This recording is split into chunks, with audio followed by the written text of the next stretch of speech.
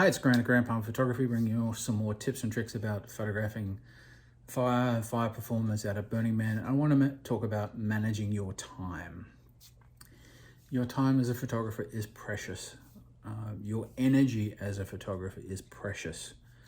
And I spend a great deal of time leading up to Burning Man organizing my calendar.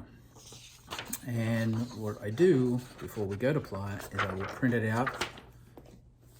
It also goes in a binder of awesome, so that I know the meetings I have to be at, where I have already arranged to photograph somebody, the different events that I want to capture and cover, where I need to be. And then from that, I can look and see, when is it best for me to rest? When is it best to just put everything down? When am I going to go and play on the Playa? When am I going to go and just do something and go and get a moon cheese and go and listen to Crossroads for a couple of hours? Those types of things are just as important as the time you spend photographing.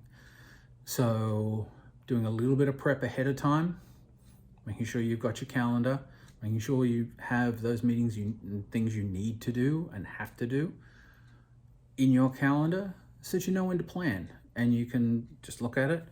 It's also in my phone, so if somebody wants to, oh, can we do a thing at sunrise tomorrow? Sure, let me look. And everything I have will be in my calendar. I will know when I'm going to be up late that night. I know if I have anything else on. I also know, just by looking at the calendar, whether I'm going to have the energy to be able to do those things.